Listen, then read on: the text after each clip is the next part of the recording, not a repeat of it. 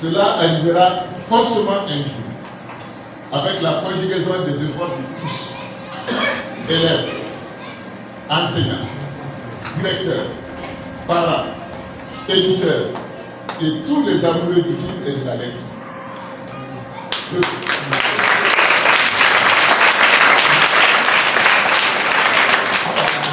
Je souhaite que cette fête soit belle, avec Figura Édition, avec Doliba TV News, avec Handara Étoile, avec ses parents, ses élèves, ses enseignants, ses directeurs. Je vous remercie pour votre attention. Merci beaucoup à M. Aïdara pour cette brillante intervention. Veuillez l'applaudir encore, s'il vous plaît. Et maintenant, après ce pertinent discours de M. Aïdara, nous allons donner la parole à Fatoumata Keita, directrice de Figura Édition, pour qu'elle puisse nous dire concrètement ce que c'est que le village de lecture compte et ce qui est à l'origine de cette belle initiative. Fatoumata Keita, s'il vous plaît.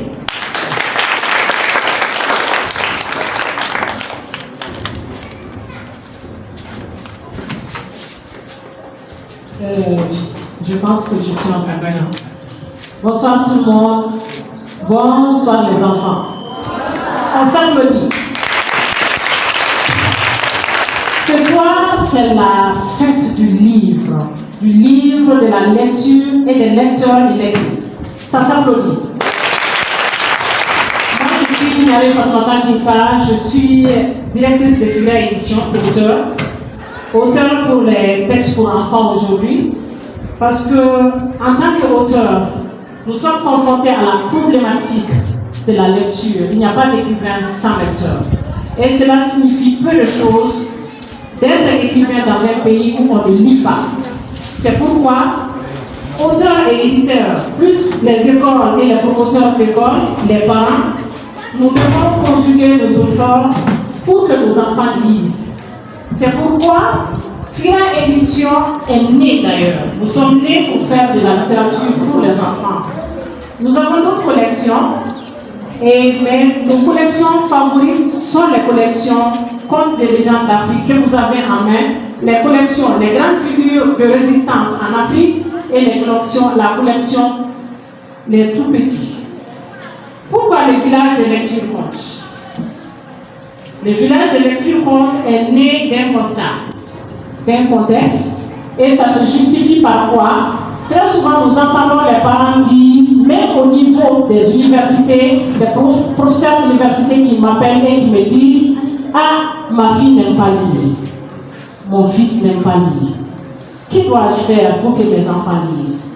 Parce que nous savons que l'essentiel du savoir se trouve dans le livre. Et nous savons qu'aujourd'hui, dans les écoles publiques maliennes, aussi bien que privées d'ailleurs, nous avons tout à gagner d'amener nos enfants vers le livre. Et nous avons réfléchi à cette grande problématique de la lecture. À chaque fois qu'un parent nous dit, ou un parent se dit, mon fils ne lit pas, ma fille ne lit pas, ce parent, cet enseignant doit se poser cette grande question. Première question, qu'est-ce que j'ai fait pour qu'il lise? C'est pourquoi nous sommes là. Deuxième question, est-ce que j'ai mis dans les mains de l'enfant des contenus de qualité en couleur illustrée, liés à sa culture, à sa société, à son environnement? Troisième question, les livres que je donne à mes enfants sont-ils de leur niveau, du niveau des enfants? Est-ce qu'ils peuvent entrer dans ces livres-là sans peur et pouvoir les lire? Cinquièmement, est-ce que j'ai créé du temps, comme le temps que nous créons ce soir, est-ce que j'ai créé du temps pour que ces enfants lisent une fois que je leur mets le livre dans les mains? Sixièmement, est-ce que j'ai créé l'espace pour que ces enfants puissent lire? Espace dans le salon, dans la cour ou quelque part. Est-ce que j'ai créé de l'espace dans nos maisons, dans la configuration que nous connaissons dans nos maisons? Est-ce que j'ai pu trouver de l'espace pour qu'ils lisent? Et en fin de compte, est-ce que moi-même je lis?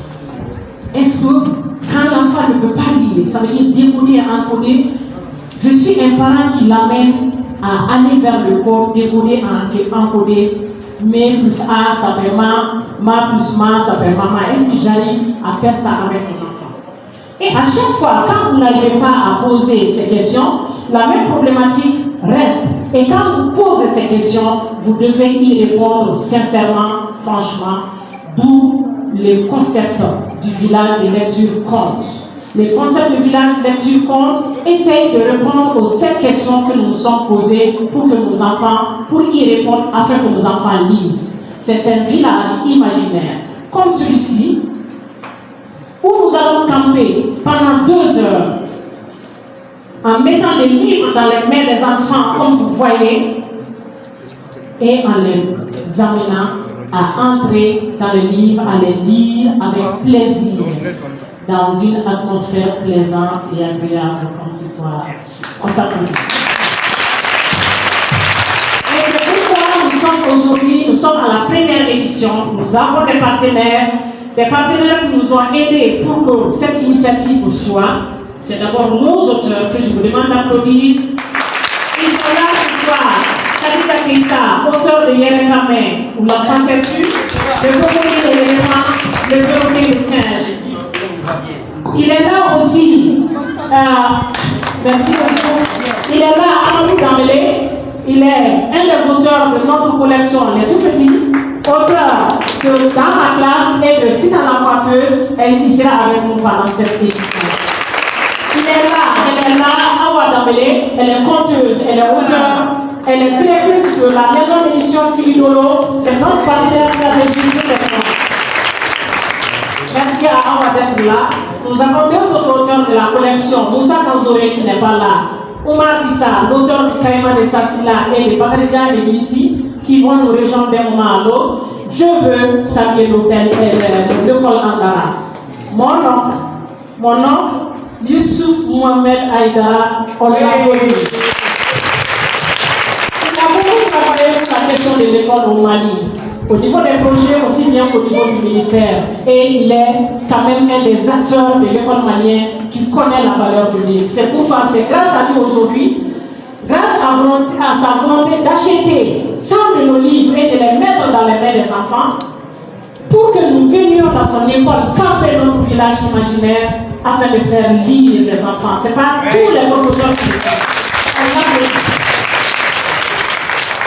Nous voulons remercier Djoliba TV. Djoliba TV qui a cru à notre initiative, qui a bien voulu être avec nous et qui nous donne un créneau désormais sur sa chaîne. Ce créneau va s'appeler Mon nom au pays de la lecture et du monde. Ça va être une émission mensuelle. Et cette émission va, toutes les émissions, on aura 12 par an, une par mois. Elles vont être enregistrées au niveau des écoles publiques et privées pour être diffusées sur le matin. Merci à Djoliba d'être avec nous sur ce cours. Encore applaudissez pour Djoliba. Je vais laisser la parole pendant sans remercier le comité d'organisation, le comité d'organisation, Maouloud Aguissa et ses enseignants. Et tous nous ont accompagnés dans cette perspective de faire lire cet enfant aujourd'hui en les encadrant, mais aussi en faisant en sorte d'écouter nos conseils par rapport à la technique de l'enregistrement, parce que normalement ça devait se faire dehors. Nous sommes là grâce à eux. Ils ont accompagné ces enfants à entrer dans les livres. Merci à vous, les enseignants, tout le comité d'organisation. Merci aux gens qui sont là avec nous. Merci aux parents et merci à toute l'équipe d'organisation de Fidila Édition.